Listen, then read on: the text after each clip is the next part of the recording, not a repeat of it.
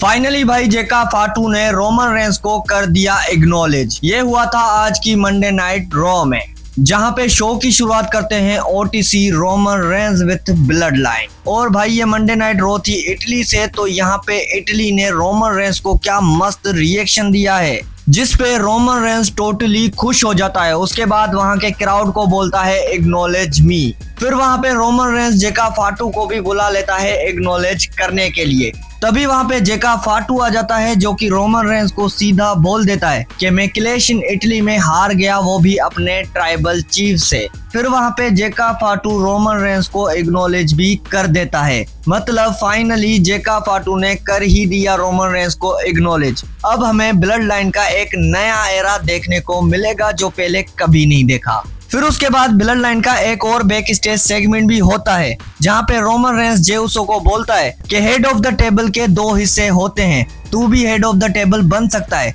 उसके लिए तुझे king of the ring tournament जीतना पड़ेगा और वो टाइटल कोडी रोड से लेना पड़ेगा।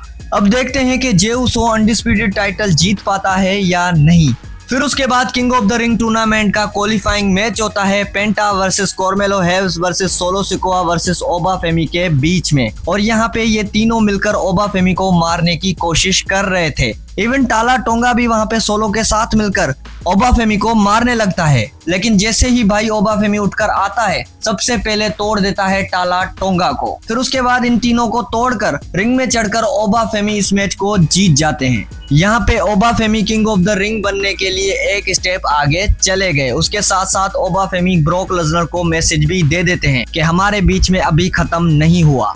मतलब यहाँ पे WWE प्लान कर रही है ब्रोक लेसनर वर्सेस ओबा फेमी का मैच, वो भी तीसरी बार। फिर उसके बाद वहाँ पे सोल रुका का भी एक प्रोमो होता है, जहाँ पे ज्यादा कुछ नहीं होता। सोल रुका बहुत ज्यादा खुश दिख रही थी और साथ साथ ये भी बोला कि मैं फाइटिंग चैंपियन बनने वाली हूँ। अब देखते हैं कि सोल रुका इस टाइटल को कैसे चलाती है। फिर उसके बाद टैग टीम मैच होता है Ethan Page Rusev versus Dragon Lee और रे मिस्टीरियो के बीच में। अब इस मैच का मैं क्या बताऊं, डायरेक्ट रिजल्ट ही बता देता हूं। यहाँ पे ड्रैगन ली और रे मिस्टीरियो इस मैच को जीत जाते हैं। फिर क्वीन ऑफ द रिंग के लिए टूर्नामेंट मैच होता है, जहाँ पे थी इयो स्काई, रॉक्सेन परेज, लैश लेजेंड और जूलिया। और इस मैच में भी इयो स्काई जीतकर एक स्टेप आगे बढ़ चुकी हैं। फिर उसके बाद होता है आज की मंडे नाइट रॉ का main event, Seth Rollins versus Bron Breakker का मैच। और भाई सच में इन दोनों ने 5 स्टार मैच दिया है इस मंडे नाइट रॉ में। मतलब एक नॉर्मल से शो में ऐसी मैच देना WWE से हम एक्सपेक्ट नहीं कर रहे थे, लेकिन आज सेथ रॉलिंस और ब्रॉन ब्रेकर ने ये काम कर दिया। फिर वहां पे सेथ रॉलिंस को डिस्ट्रैक्ट करने के लिए ऑस्टिन थ्यूरी भी आ जाता है।